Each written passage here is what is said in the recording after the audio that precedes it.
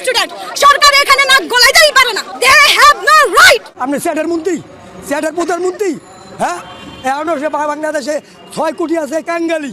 কোটা আন্দোলনকে ঘিরে দেশের যে পরিস্থিতি সৃষ্টি হয়েছে, বাংলাদেশের ইতিহাসে এমন ভয়ানক পরিস্থিতি আর কখনো দেখা যায়নি। চারিদিকে এখন রক্তলাল।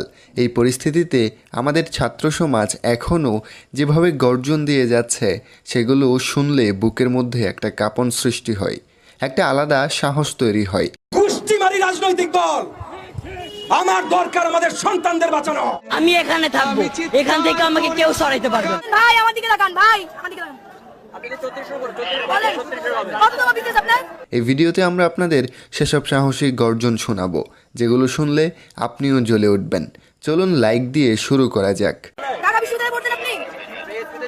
ঢাকা বিশ্ববিদ্যালয়ে পড়তেন? ভাই আমার দিকে তাকান, ভাই আমার দিকে তাকান। বলেন কততম বিসিএস আপনার? 35 হবে শিওর। আরে আল্লাহ ভাই, আপনি সিনিয়র বাবা। একজন দাঁড়ান, একজন পাবলিক সার্ভিস যে দেয় তার থেকে আমি বেসিক কোশ্চেন করতে পারি না? পারি কিনা? অবশ্যই পারি। এই বোনটির কথাগুলো শুনেই হয়তো আপনারা বুঝতে পারছেন তার বুকে সাহস কতটা। তার কথাগুলোর মধ্যে একটা জেদ লুকিয়ে আছে। পুলিশের মুখের উপর তার কথাগুলো ভাল লাগছে। এই পুলিশদের ব্রেইন আছে ডিউতে পড়ার, ফাইজলামি করে তারা আমাদের সাথে। অবশ্যই বলতে পারি, সে একটা মেধাকে মারতে পারে না। কিভাবে সে রংপুরের ছেলেটাকে মারলো? সে এরকম করছে, তাকে গুলি মেরে দিল। তার তো বিশ্বাস আছে যে পুলিশ তাকে মারবে না, তাকে মেরে দিল। কিভাবে? হাউ ডেয়ার দেয়ার? এরকম জায়গায় আমি বাঁচতে চাই না, মেরে ফেলুক আমাকে। পৃথিবীর কোনো দেশে বাঙালি এখনো চাকরিও পাইতেছে না, কারণ বাংলাদেশের ভৌগোলিক আর পুরো দুনিয়ায় বাংলাদেশ এখন জানে বাংলাদেশ কেমন। একটা রেড অ্যালার্ট কান্ট্রি হচ্ছে বাংলাদেশ। বাহ, কথাগুলো একদম মনে ধরছে। আসলেই তো মেট্রিক পাস পুলিশ কিভাবে মেডিকেল আর ভার্সিটির স্টুডেন্টদের উপর গুলি চালায়। আমি এখানে থাকবো, এখান থেকে আমাকে কেউ সরাইতে পারবে না। আব্বু কল দিছিল, আব্বু কল দেওয়ার পর বলতেছে যে তোর আর ফোন দেওয়া হবে না। আমাকে কল দেওয়া হয়েছিল, আম্মু বলতেছে তোর তুই তাড়াতাড়ি বাসায় না, তোর বাসায় ঢুকতে দেবে। আমি বলছি যে আচ্ছা, আমি বাসায় ঢুকবো না, আমি বাইরেই থাকবো। রাত্রে আজকে বাইরেই থাকবো, 2-3 দিন তুমি চেষ্টা করো না। যতদিন না বিজয় হইতেছে। আমার আজকে ভাইরা কোটার জন্য সুইসাইড করতেছে, আমার ভাইরা চাকরি পাইতেছে না, সুইসাইড করতেছে। কেন করতেছে? আজকে ভাইরা করতেছে, ভবিষ্যতে কি আমরা সুইসাইড করবো না? এই সুডো ভাইডার সাহস দেখে আমি অবাক। তুই বড় হ ভাই, তোর মতো সাহসী এদেশে যেন ঘরে ঘরে জন্ম নেই। স্যালুট জানাই তোকে। গোষ্ঠীমারি রাজনৈতিক দল, আমার দরকার আমাদের সন্তানদের বাঁচানো। আমি বিএনপি বুঝি না, আমি এনডিএম বুঝি না, আমি গণ অধিকার পরিষদ বুঝি না, এবি পার্টি বুঝি না, মুসলিম লীগ বুঝি না, জামাত বুঝি না, কোন দল বুঝি না। আমি বুঝি আমাদের সন্তানরা রাস্তায় দাঁড়িয়েছে, আমি বুঝি আমাদের সন্তানদের রক্ত ঝরছে, আমি বুঝি আমাদের সন্তানদের লাশ মাটিতে পড়ছে। স্যারের কথাগুলোতে একটা প্রতিবাদী গ্রান পেলাম। ধন্যবাদ এভাবে ছাত্রদের পাশে দাঁড়ানোর জন্য। এই আন্দোলনকে এইভাবে প্রতিহত করাটা কি আপনার কাছে যৌক্তিক মনে হয় কিনা? এটা তো আপনি কালকে যে সাইদ যে ছেলেটা ছিল, যে ছবিটা, রংপুরের ছেলেটা, ও নিরস্ত্র একটা ছেলে। আপনি স্টুডেন্টদের উপরে গুলি চালাতে পারেন? আপনি ছাত্রদের উপরে, নিরস্ত্র ছাত্রদের উপরে কোনো অবস্থাতে আপনি গুলি চালাতে পারেন?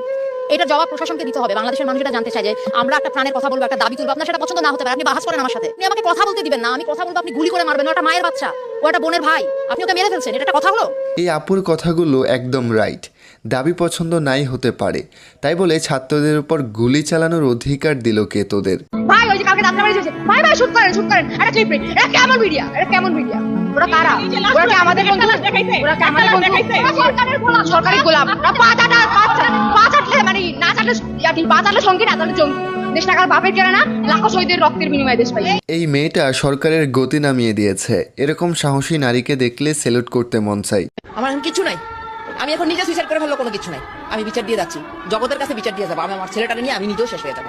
আমার মেয়ের কি অপরাধ ছিল? আমার মেয়ে ভালো স্টুডেন্ট, এটাই কি অপরাধ? আমার মেয়ে মেধাবী, এটাই কি তার অপরাধ ছিল? আমার মেয়ে ডিপার্টমেন্টে ফার্স্ট ছিল, এটাই কি তার অপরাধ ছিল? আমার মেয়েটা বিমান বাহিনীর দিদি পাইলটে ছিল, এটাই তার অপরাধ ছিল? আমি গত বছর আমার হাজবেন্ড হারাইছি, আজকে বুঝে আমি মেয়েটা হারাইলাম। এই ভিডিওটা আমাকে অনেক কষ্ট দিয়েছে। এই মায়ের বুকটা খালি হয়ে গেল, খুবই কষ্ট পেলাম। আমায় অনেক বড় ডিগ্রি দিছে মা, বইতে নাহি পারি, এই ডিগ্রি বড় ভারী, মাগো বইতে নাহি পারি। বই সাঁঝের গাড়িতে, মাগো সাঁঝের গাড়িতে। আর এই ভিডিওটা দেখলে বোঝা যায় ছাত্র সমাজ যদি একবার রেগে যায় তাহলে কতটা ভয়ঙ্কর পরিস্থিতির সৃষ্টি হতে পারে। স্টুডেন্টরা কেন বলবে? এটা কেমন কথা? আমরা এটা মেনে নিতে পারি না। আজকে আমরা মেনে নিতে পারছি না দেখে আজকে আমরা এখানে দাঁড়িয়েছি। এবং একটা কথা বলতে চাই যে আপনারা যারাই আমাকে শুনছেন না কেন এই মুহূর্তে, স্টুডেন্টদেরকে বুঝিয়ে বলুন, মেরে না। সো আমরা এই অপরাধ কখনোই মানতে পারবো না দেখে আজকে আমরা সবাই এখানে একত্রিত হয়েছি এবং আমরা চাই এটা খুব দ্রুত সমাধান হোক। অভিনেত্রী সাফা কবিরের এই কথাগুলো বেশ ভালো লাগলো। তিনি এই আন্দোলনে ছাত্রদের পাশে ছিলেন। কথায় কথায় বাংলা চাই, বাংলা কি তোর বাংলা চাই, কথায় কথায় বাংলা চাই।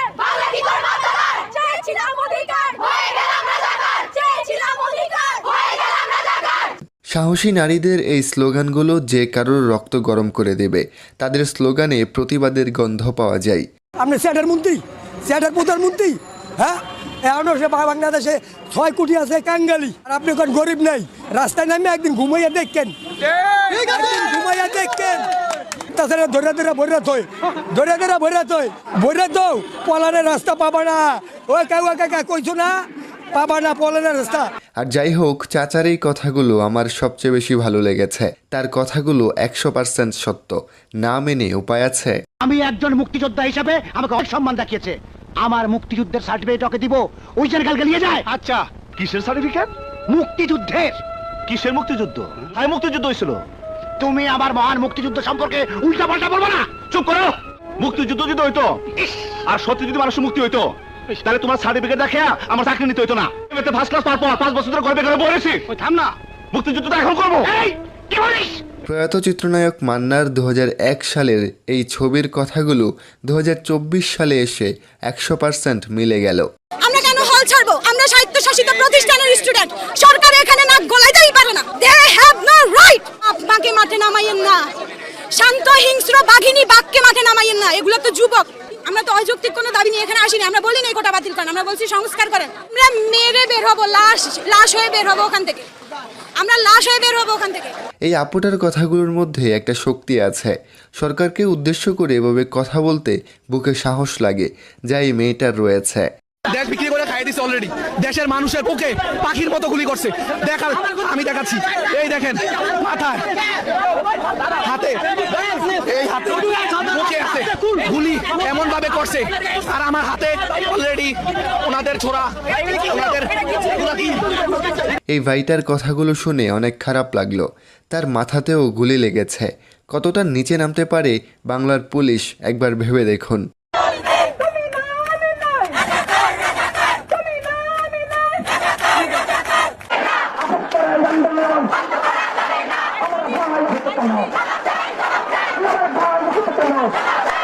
এই বোনটি যদিও এখন আমাদের মাঝে নেই, তবুও তার সাহসী কথাগুলো রয়ে গেল আমাদের মাঝে।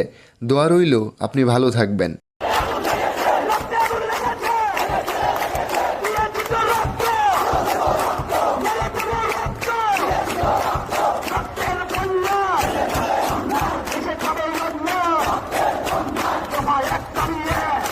এই ভিডিওটা এখন বেশ ভাইরাল। আপুটার হাতে এই কুড়াল এখন ঝড় তুলছে সামাজিক মাধ্যমে।